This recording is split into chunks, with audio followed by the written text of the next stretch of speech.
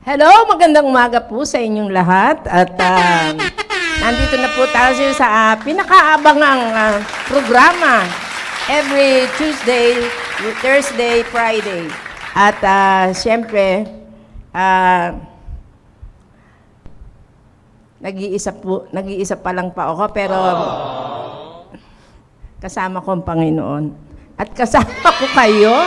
Ako, napakarami na, 7 million. Maraming salamat. At siyempre, magandang umaga po at parang Chinese New Year yata ngayon. Maraming salamat at binabati ko na agad ang mga taga-North, South, East, and West corners ng ating simbahan. Hello po kayo dyan. At siyempre sa mga nagwagwapo ang mga area leaders, Sir Gerard Espiritu ng Central South Family, good morning po. At sa lahat ng mga area members, hello po kayong lahat diyan. At enjoy tayo ngayong umaga. At sabi nga, pagka week starter, masaya ang lola. At nagpapasalamat ako dahil maganda po ang biyahe ko ngayon. Hindi po ako nag-abang ng matagal sa mga mababait na driver.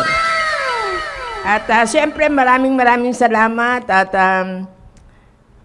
gusto ko lang, naisip ko kagad ang belated happy birthday na yun, no? Kay Ma'am, yung pinakamagandang pastor's wife, Ma'am Tang Belmonte. Happy birthday, Ma'am! At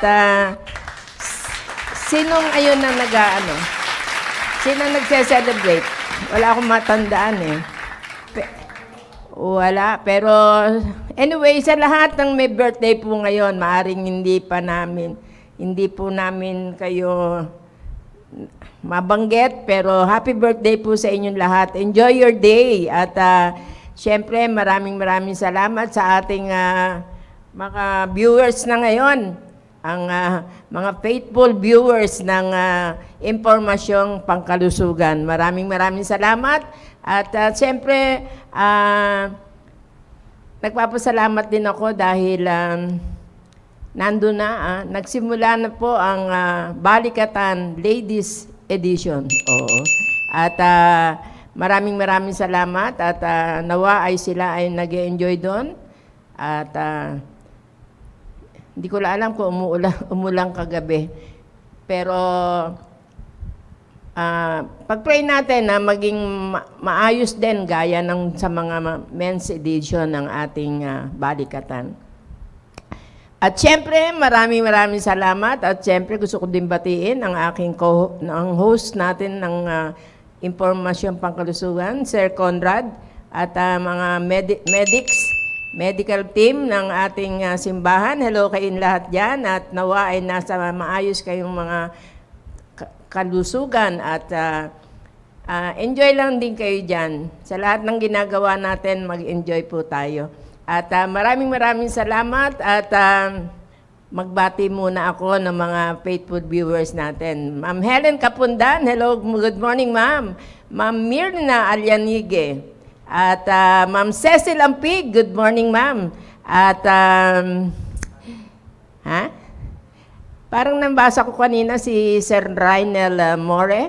Hello, good morning sir. Kamusta ang ating cooperative dyan? At siyempre, sino pa? Ma'am Genevieve Gaa, good morning ma'am. At siyempre si Paitit Faith. Nandiyan ba kayo ngayon sa Ramos? At anyway, Ma'am Mirna Alyanige, good morning. Sino pa nandyan? Oo. Yung mga nagwagwapuhan nating technical staff. Ano ba ang mga pangalan nyo? Sir Romero Rodriguez at Sir Jan Kelayco. Nasa ng OJT natin? Wala?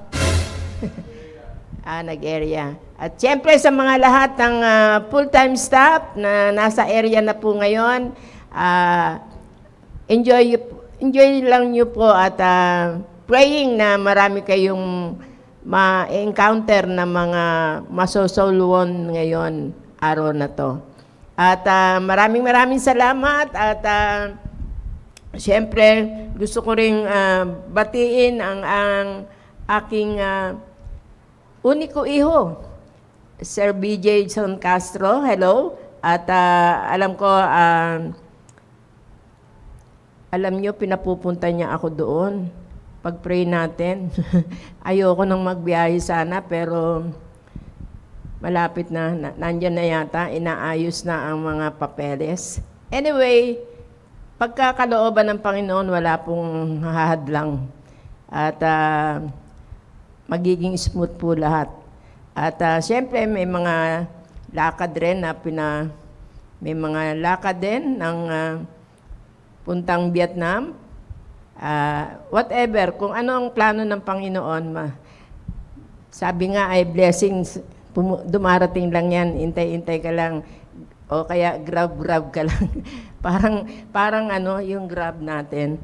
Kaya siguro, maraming salamat at wala pa ang ating guest speaker. Anyway, kung meron kayong mga gustong sabihin sa inyong host, co-host ngayon, host ng ating welcome po kayo, Ma'am Belia Quiñones. Oo, parang wala ka nung Sunday. Okay, sino pa ang nandyan? Nandyan na ba lahat dyan?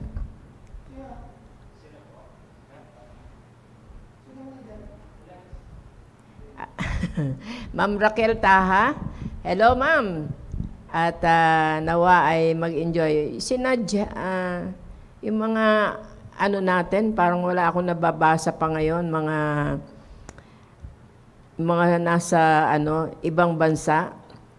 Oo, bakit kayo ganyan? Mga tulog pa rin ba kayo o ano pa kayo diyan? Busy na para pag-prepare ng inyong mga breakfast. Anyway, maraming salamat at gusto ko ring bigyan ng yung ating tawag doon, yung dinidiscuss namin. Ako bilang veterinarian, ay gusto ko lang ipaalam sa inyo na marami na naman pong cases ng rabies. Kaya, lagi ko hindi ko lang kayo na-remind, pero ang suggestion ko lagi, every January ang pagpapaturok nyo ng rabies vaccine. Anyway, dito sa Taguig ay meron po umiikot na mga ating City Hall o yung ating nagbibigay ng libreng rabies vaccine. Meron din silang yung tinatawag na spay, neutering, pag ng inyong mga pusa, aso. Kaya i-grab nyo na rin po yon. Alamin nyo lang po sa inyong mga barangay. At wag na tayong maging biktima pa tayo. Kailangan po ay kahit papano meron mga bakuna yung ating mga aso para hindi rin po tayo magastusan pagka meron nakakagat na yung inyong mga alagang hayop. At nandyan si Ma'am Sir Dennis Barcelo. Good morning po. At Ma'am Mylene Cusare at ng Fresco Cart. At hello kayong lahat dyan, ng mga bloggers at mga nandyan sa Fresco Cart dyan sa Marikina. Okay. Lagi lang po kayong magtangkilik ng ating programa at ang ating pong ngayon ay ang tungkol sa ating dental health. Oo.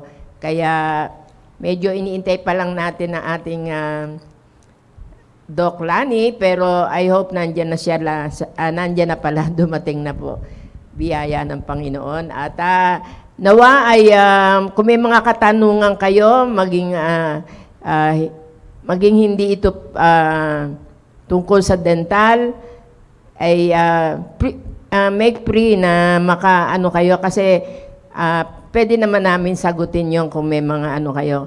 Ang programa din ito ay tumutulong do sa mga kapatiran na may mga katanungan tungkol sa kanilang mga health problems or gusto lang i-clarify para makatulong tayo at makapagbigay ng dagdag kaalaman para sa ating mga kalusugan. Oo. Kaya maraming salamat sa ating pastor na patuloy na nagbigay ng ganitong programa kasi marami nga nagsasabi na talagang nabe-bless sila dahil nga po na yung hindi nila masyadong alam nila, nare-remind sila, hindi nila alam pero nadadagdagan ang kanilang mga kaalaman, lalo-lalo na sa topic natin ngayong araw na to, ang tungkol sa ating dental,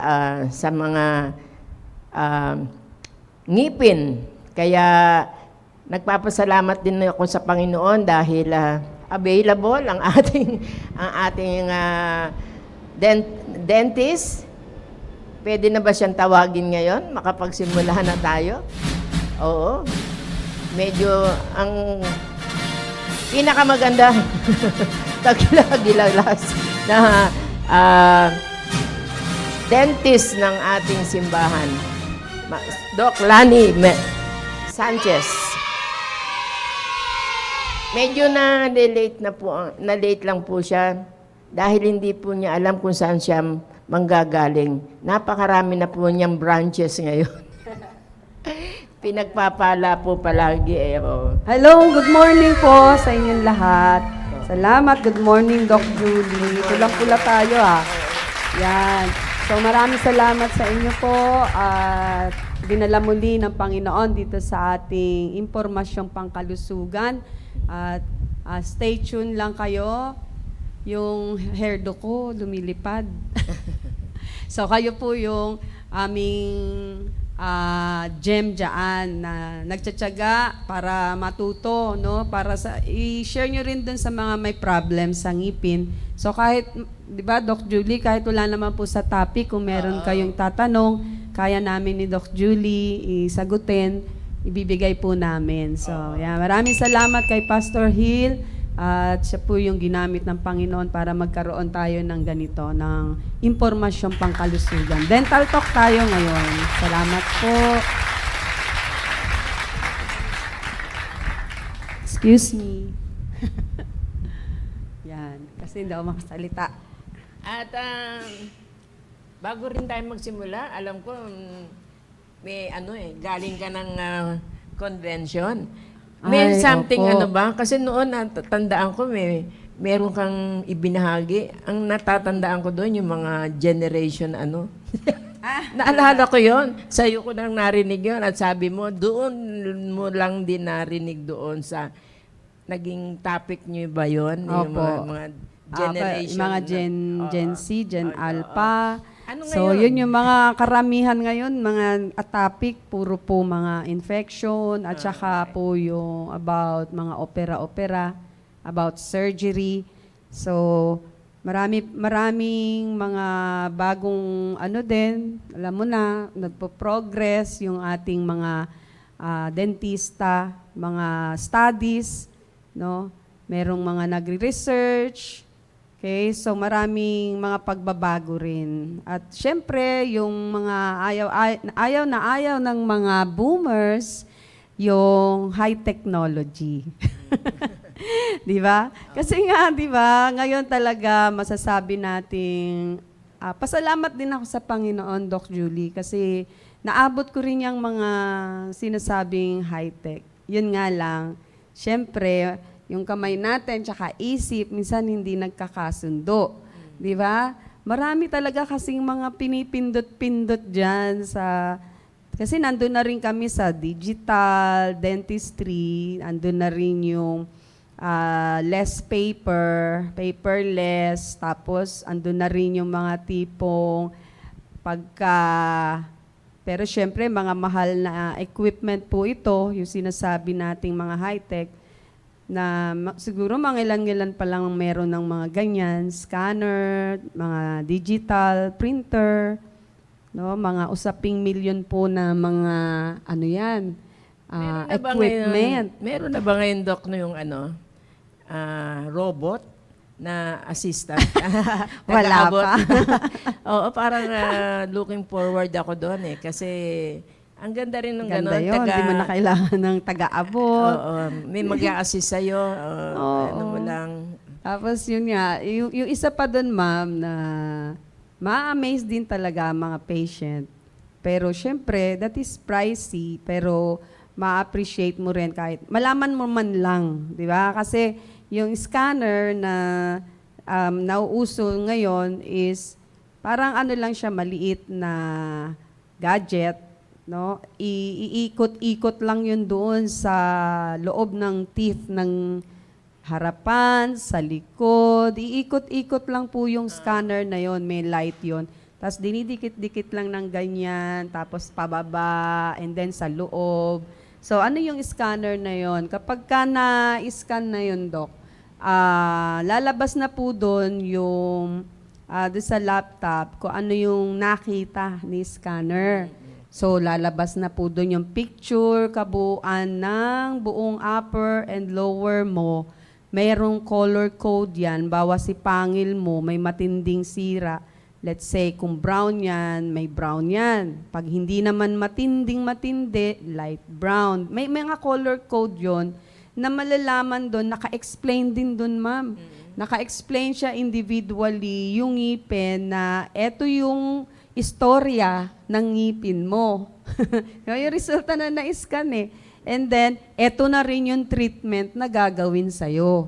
O, di ba? Tapos, pwede rin yung ipiprint, ibibigay yun sa pasyente para kita niya talaga lahat. Ay, gano'n na pala ano ng ngipin ko, gano'n na pala siya kalala. So maganda yan sa check-up, di ba? More or less, pag nandyan na yung result, mapaghahandaan mo na. Oo. At least, meron palang mga gagawin pa, ganyan-ganyan. Tsaka makikita nila doon, ano yung dapat unahin? Ano yung namimiligro? No? Ano yung naninilikado doon sa 32 ng ngipin natin? So, talagang ma-amaze ka sa mga bagong technology ngayon na, di ba? Hindi mo na minsan kakailanganing mas progressive na, no? Although parang na X-ray na siya agad, ma'am. Hindi ka pa dumaan doon sa X-ray, no? Hindi pa siya na X-ray. Na X-ray na agad ni scanner kung ano yung mga problema doon sa loob ng ngipin. Oh, yun yung mga kagandahan na nakikita natin yearly, merong mga ini-introduce na bago. Talagang high-tech Diba? na tayo. Opo, tapos talagang meron doong sa scanner din, no, bawa magpapagawa ng ngipin.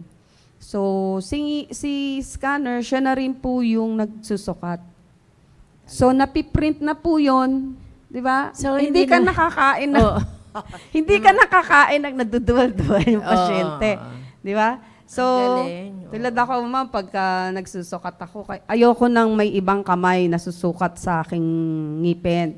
Alam niyo yun, yung pinapasok na tray, tapos may material, di ba? Tapos susukatan ka. Ay, nako, lumayo-layo ka kasi baka bumalik sa'yo yung nasa loob ko. Oh, nakakasuka kasi yon. Dapat sarili ko lang. Pupunta ako sa salamin, susukatan ko yung sarili ko. No? Kaya exempted ako nung nag-aaral eh. Pag nag-aaral kasi, partner tayo ma'am, no? Sukatan kayo. Tapos papakita sa professor yung mga sinukat nyo kung tama. Lugi ako. Oo. Kasi hindi kita Ako, magagawa. solo lang. Oo. Solo lang ako. So, iyon, yung nagagawa ng high-tech ngayon is wala nang ganong sukat-sukat. And then, iyon na yung print, ipiprint, ibibigay dun sa laboratory na may digital printer para siya naman yung gagawa ng pustiso. Gawa na yung pagdating ng sa patient, eksaktuhan na yon. Yan yung mga paliwanag nila sa mga high-tech na ano ngayon. Galing, ang galing. Oo. Di ba? Nakaka-amaze yung mga bagong technology ngayon. Kaya lang, syempre, pricey ang mga Pricey, ganyan. oo, syempre mahal, medyo mahal yun. Pero darating din naman, ma'am, magiging ordinaryo na lang din yun, di ba? Lahat naman ng ano natin, least, nagsimula sa Hindi pricey. na yung pabalik-balik ka. Oo, kasi saktuhan iba na yung siya. araw ng sukat.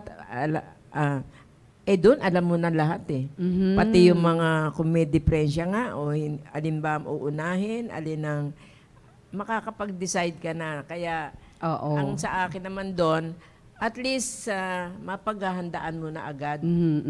Tama. Para pagbalik mo, Yun ano na. na yun, naka-ready na yun, di ba, Ka-ready ma'am? na. Oo. Bawa, sinukatan kita, ma'am, no? Scan.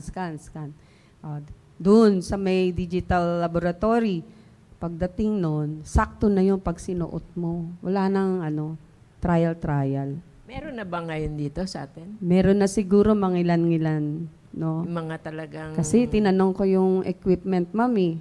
Nalula ako eh. Magkano ho yan? Mga 1.5 million po. Ganon. Thank you. Share lang. Oo. Nilike ko lang, ma'am. Nilike ko. Senior niya, nilike ko lang. 1.5 million? Okay. Hindi, at least ano na yun. Lifetime, mo na yun, Ang investment. million ngayon, parang 1,000 lang. Barya. Oo, parang gano'n ang mga usapan ngayon. Kasi Oo nga, no. Pagka narinig mo lang, million. Wow, mahal. ang ano Diba? na ngayon, yung mga mabibigat na yung trillion. Mhm. Parang billion, trillion. Oo. Oo, Yan ang ano. Pero grabe pagka, talaga. pagka million pa lang, million na, parang napaka na eh. Anyway, Parang maraming ang mahal-mahal salamat, na. Doc Lani. Yung inano lang namin kasi galing si Doc Lani sa kanyang 1 week dental convention. convention nila. At yun, isa yun, napakagandang na at least malaman natin na meron ng ganon, hindi tayo, dinagdagan na naman tayo ng kaalaman ni Doc Lani na meron na pong ganon. At kaya, wag na tayong hindi na tayo magtataka bakit ganun. Ang bilis-bilis naman, gaya-gaya. Sabi ko nga, ma'am, swerte ko rin naman. Kasi nakita ko yung ganon. At least hindi ko man siya magawa. Nakita ko. May ganon talaga. No? Siguro, ma'am, darating yung time, pumasok ka pa lang sa clinic, na-print na agad yung ngipin mo. Wala ka pa sa dental chair. Eto na yung ngipin mo. Di ba? Malay mo dumating yung mga time na yun. Grabing progress. Parang ang bilis na ng no? Parang Mag-progress lahat, ang everything technology. Is, time, Diba? Yan ang nagagawa. Oo. Ibig sabihin talaga, all-knowing na talaga. Signs of the end times. May tanong dyan si kanina. Sinong, yung kanina, yung kung may high blood raw ay okay lang magpabunot ng ngipin? Kasi nga po, usually, pagka yung merong mga high blood, kailangan consider pa rin natin ang medical check-up. No? Kasi kailangan safe side tayo. Sila yung nakakaalam din ng mga, may gamot kang tinitake na ganito.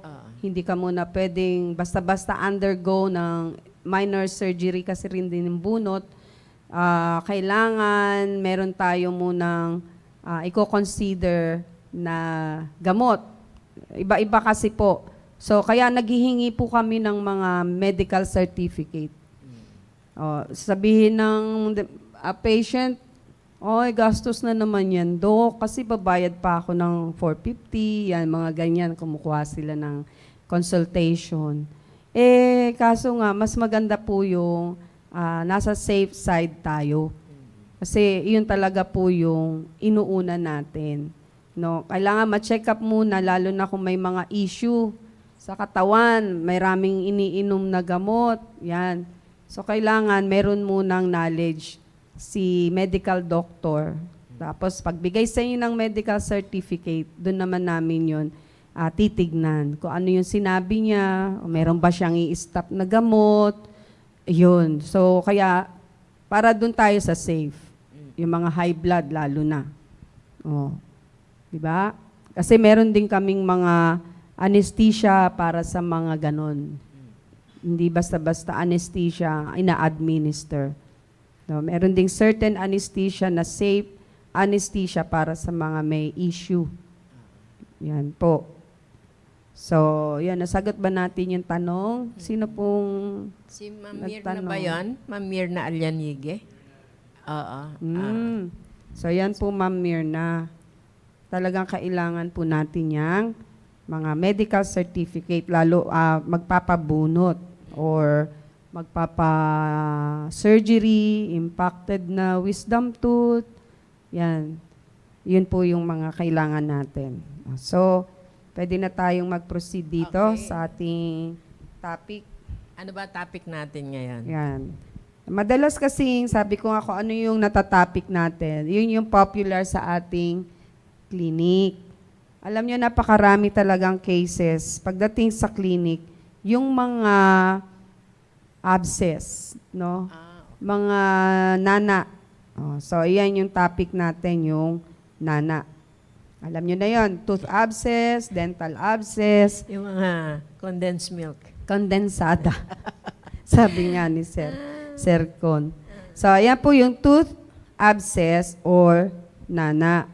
Okay. Actually, may mga types talaga to eh. Yung abscess na yan or dental abscess. So, una, meron tinatawag na periapical abscess. Peri, yung around. So, apical, yung pinaka-end ng root or yung dulo ng ugat, ng paa ng ngipin. So, ang cause niya, ng origin niyan, ay mismo doon sa paa ng ipin. Kung saan doon nagraran sa loob yung pinaka-nerve. Yan. Mula doon sa crown, napag-aralan natin dati yung anatomy ng ating ipin, di ba? Sa crown pa lang, meron na yung pulp na tinatawag at doon nakalagay yung mga nerves and mga blood vessels. No, doon nakalagay at it will run pa baba. No, magra-run yun pababa doon sa paa, sa root, root. Pag binubunot yung ngipin, di ba, nakikita nyo po yung paa ng ngipin, yung root. So, iyan po yung periapical abscess. Doon siya nagmumula. At iyan, nakita nyo po yun na lumabas sa loob ng gums. Yung isa naman po ay periodontal abscess. So, iyan naman ay nagmumula doon sa mga supporting bones and tissues, yung nasa loob. Di ba? After ng gums. After nung gums, nakakapit siya, di ba?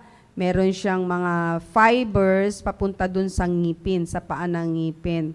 So, may buto pa rin nakabalot, no? May buto. So, from the buto to doon sa kanyang root ng ngipin, may fibers yun. So, doon po yun ayan, nakita nyo na yung picture. Sabi ko, yan, yung pulp, nasa gitna, yung pula, andyan yung nerves. So, it will run down, papunta doon sa pinaka-root. So, yan po yung ating ugat. So, yun yung nasa pinaka-apex. Yun, abscess yun. Yung kita nyo doon sa kaliwa. Yan po yung namumula. Ibig sabihin, yan na po yung namumuong nana. Kasi bakit? Ang cause niya, ang origin niya ay yung pong pumasok na cavity. Kita nyo doon sa top, no? From the enamel, pumasok na butas, and then bumaba sa dentin at naapektuhan yung pulp. So, pag napasok na po yung pulp, yung ugat sa loob, yun na po yung infection. Papasok na po yung infection sa loob po ng ngipin. Kaya pagka sinabing infection, bacteria po yan, usaping bacteria. So, ibig sabihin, pumasok po yung bacteria doon sa healthy nerves and pulp. So, ayan po, bumaba doon sa apex. Kaya sinasabi natin periapical abscess. Ayan po yun. Tapos, pag lumabas po yan doon sa ating bibig, yan, sa gums, tatambok. Di ba? Sabihin natin, ay, mayroong kang abscess. May gum boil. Tawag doon, gum boil. So, yan po, punong-puno ng mga pus, P-U-S, no? Yung mga nana, punong-puno ng bakterya. Yun yung kondensada. Yan na yun. Nagets na. So, yan po yung Yan yung periapical. talagang pinabayaan mo na. Oo, kasi... Biro mo umabot na doon sa dulo. Oo. Kaya doon pa lang sa Taas. ibabaw. Sa oo. top pa lang. Oo. Mangingilo na yan eh. Oo. Meron ng signs, ma'am. So, mangingilo na. Yung akala lang natin wala. Mm-mm. Yung ganidel Kasi lang ngilo yun. ngilo Oo. mawawala, Oo, aandyan. Lalo na pag kumain ka ng matamis, Mm. malamig, naku, mangingilo ang ngipin pag meron ng entry na maliit. Gakarayom, kahit gakarayom na entry, hindi natin nakikita yon, no? Hindi natin basta-basta makikita yon. At minsan ang pasyente malalaman na lang pag nag-visit na siya sa dentist, ay, may sira po ba ako dyan? Hindi rin nila alam.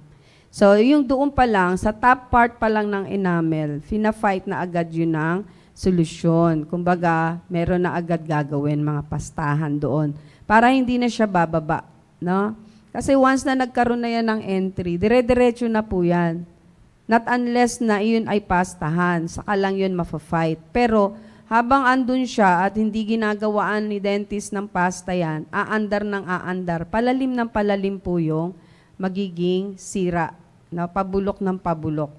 Yan. So, yan ang kahinaan ng enamel, no? Yung mga kinakain nating matatamis, mga maaasim, yan, acidic foods na dumidikit sa ating mga ngipin. So, hindi natin pabayaan na ganon. Ma'am, basahin ko lang yun. No? Sige Parang po. gusto ko yung ano na yan eh. Healthy gums are pink and firm, not red and swollen. Okay. A quick, gentle routine can make a huge difference. Small changes now can prevent bigger problems later. Oo, tama. Yun na eh, magandang paalala lagi yun eh. Huwag na nating ano yun doon sa mga, umpisahan pa lang natin na maliit pa lang. May mga bagay na tayo napapansin. Huwag na nating palakihin. Tama Oo. po. Yun, yung note na yan. Ang So, ganda. small changes now. Now na. Now na. Wag nang palipasin. Now na. Can prevent bigger problems later. Di ba? Kasi mauuwi yan saan? Sa bunot. Di ba? So, meron nga dumating sa akin pasyente, ma'am, bago ko umalis. Sabi nung pasyente, ano bang magagawa ko rito sa ngipin kong to? Lubog na yung buto ko. Kasi nga, ang dami nang nabunot ng ngipin.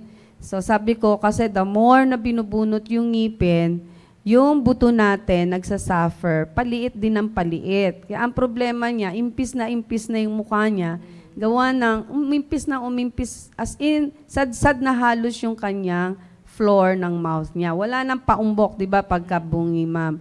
May paumbok pa siyang buto, may ridge, tawag doon ridge. Siya, sad-sad na talaga yung ridges. Kaya ayun yung problem niya. So, meron man siyang pustiso, yung ipustiso niya parang nakalapag lang po sa table. Kasi wala na talaga yung kapit ng ridge. Kasi ang pustiso, dun rin nagdi-depend yung kapit sa ridge, sa bone. So kung napupudpud lagi, lumiliit kasi yung bone natin habang tumatagal. So kaya mas mahalaga na meron tayo laging pustiso. Kapag meron tayong bungal dyan, bakante, pupustisuhan para ma-delay yung pagliit ng bone resorption. Tawag doon, bone resorption. So, yun. Kaya yun yung mga ganong problema pag bunot ng bunot. Kaya nga pagka hindi natin pinansin, yung doon pa lang sa enamel, mag-aano ka na yan pag di mo pinansin, bababa ng bababa yung bacteria doon sa loob ng ngipin hanggang root. Pag nagka-abscess na, mga mahal na ano na yan, na procedure yan. Lalo nang tatama rin si patient kasi mahal. Saan mauuwi? Bunot na lang yan, Dok. Kasi ang mahal pala ng root canal. Di ba? So, ibig sabihin, palala. Saka dun sa mga yung mga mahilig magpabunot, be sure na babalik ka kagad para malagyan agad ng Oo. ano. No, Kasi prosthesis. oo.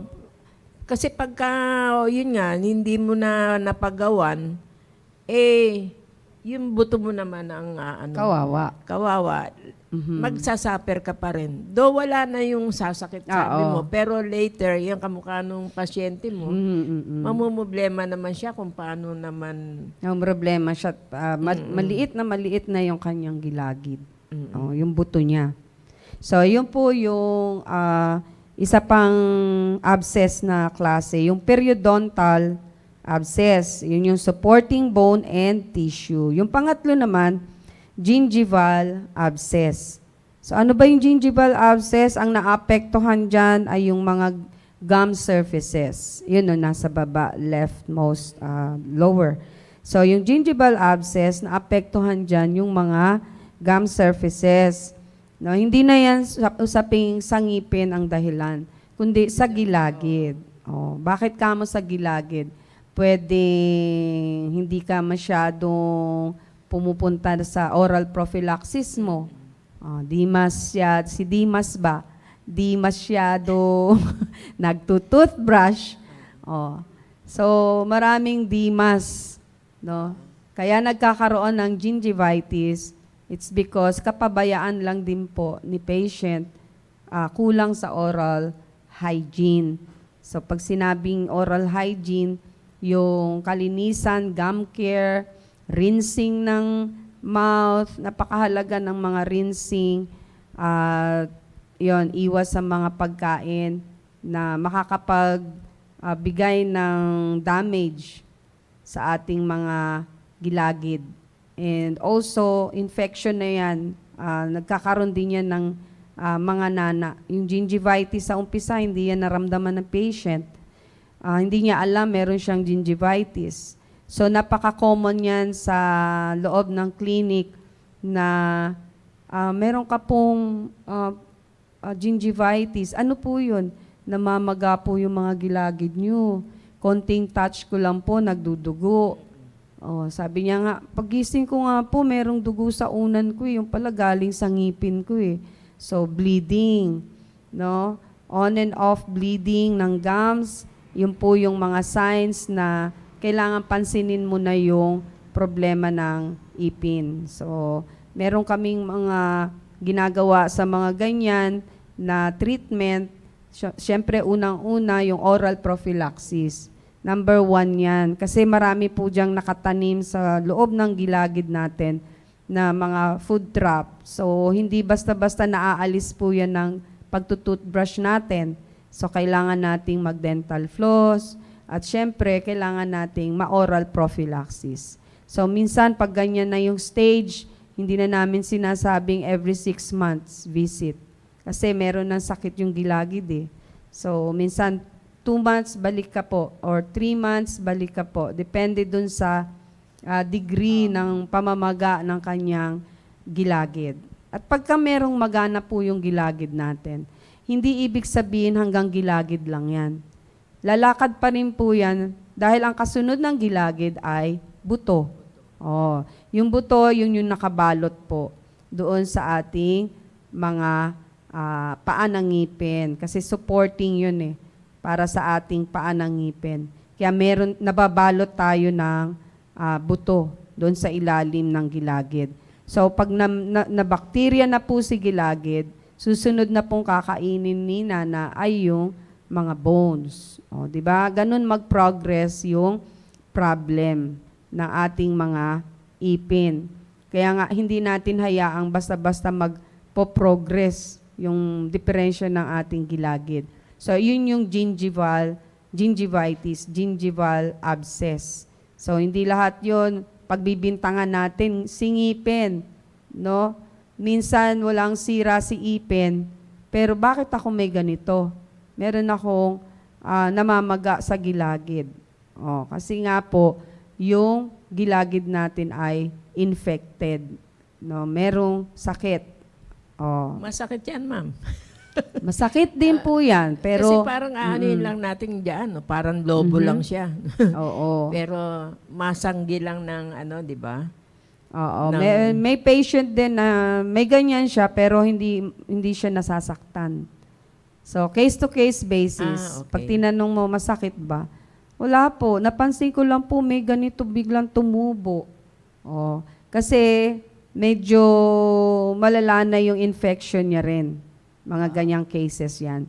So, namamatay na po yung pangramdam kasi 'di ba yung ugat? Manhid na. Yung Manhid. ugat, di ba ma'am, andun yung pangramdam eh. Naatake na si nerve ng mga bakterya. So, namanhid na siya. Namanhid na, wala na pakiramdam. Kaya, ang patient minsan sabihin, wala naman po, hindi naman masakit. O, di ba? Pero kakainin niya naman yung buto mo. Manghahawa pa siya sa kabila. O, kaya ia-address din po yan. So, yung isa naman po ay pericoronal abscess. So, ano naman yung pericoronal abscess? Peri, around. Coronal, crown. So, yung usually nag-happen, nangyayari to doon sa third molar or wisdom tooth. Di ba? Yung pinakadulo na naka-covered, supposed to be walang tissue, gingiva doon sa ibabaw ng crown ng third molar or wisdom tooth. Pero hindi siya bumababa. Andun siya sa top ng, let's say, 1/3 or kaunti, kahit kaunti lang, pag yan, may coronal ka, may pericoronal ka, kakagat ka eh. Pag kinagat mo, makakagat mo yan. Bawa ng upper mo, makakagat yan ng mga molar mo, ng cusp mo. Kasi yung molar natin may cusp. O, pag nguya mo, madadali yan, mamamaga na yan. So, lagi kang ngumunguya, lagi yang masasagi, mamamaga lalo yan. So, masakit po yang may pericoronal abscess. So, hindi rin napapabayaan. Kasi, aagak talaga si patient. Pupunta talaga siya by hook or by crook, no choice. Pupunta siya sa dentista. No? Ma'am, meron bang pasyente na meron siya lahat niyan? Parang Ayun yung mapapalad. Oo, yung mga mapapalad na pasyente. Pwede, meron ma'am. sila, oo, di ba? Oo, meron. Pacquiao. Oo. Yan yung Di mga ba? nagmahal sa kanyang Landslide. oo. Oo. At saka takot siguro pumunta ng dentist. Pwede rin. Oo. Takot or minsan financial issues, no? Sabihin, gastos lang yan. Yaan mo na lang yan, matanggal yung ngipin na yan. Oh, di ba? So marami lang hassle kapag pinabayaan natin yung infection na yan. So yan po yung mga 4 na types ng ating mga abscess. So yan po, yung dental abscess na sinasabi natin, yun po yung nasa right, nandyan sa left upper natin ng image. So, yan po yung mapanganib din. Actually, lahat naman sila mapanganib. Pero, yan, isa sa mga mapanganib na dulot din ng sirang ipin. So, yung origin na i-discuss natin tungkol dun sa may sirang ipin. Kaya hindi natin pababayaan. Kasi hindi naman yan lumabas sa bibig natin na ganyan na siya. Ang ganda-ganda nga ng ngipin natin nung lumabas, di ba? So, walang bahid ng itim, walang sira, walang plaque, walang nana. Pero, bakit nagkaganyan? So, meron lang mga irresponsibilities na nangyari. Hindi natin siya binigyan ng pansin. Kaya nagkaroon siya ng ganyan. So, later, kapag lalo mo pa siyang pinabayaan, di mo pa siya pinansin, mauuwi siya saan? Sa bunot. Yun ang pinakaayaw naming gawin. Yung mabubunot, makukulangan ng ngipin. Binubunutan din ba, ma'am, kung may mga ganyang different abscess? Opo. Pinapainom muna namin sila nung walang kamatayang amoxicillin. So, kasi ipa-fight mo muna yung infection. Kasi acid yun eh. Super acid yan. So, hindi siya tatablan ng basta-basta ng anesthesia. Kaya sabihin namin, inom muna to, yung amoxicillin mo, kasi yan muna yung huhupa ng maga.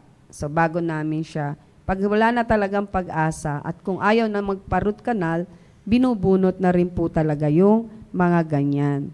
Di ba? Yun na nga nangyayari eh. Mhm. Kunyari, namaga, pinainom ng Gamot. antibiotics, Mm-mm. lalo nang nawala naman yung nawala ang sakit. Oo. Pinabayaan na naman. Pinabayaan na naman. Oo. Hanggang pangatlo, pang-apat po yun, Oo. yung mga pumupunta sa clinic. Pang-apat na po kasi to eh. On and off talaga to eh. Ayun. So, ibig sabihin, pinapabayaan lang basta may gamot. Wag na po tayong ganon para, lalo na pag lumala pa, hindi lang hanggang bibig, aabot na yan, paloob na.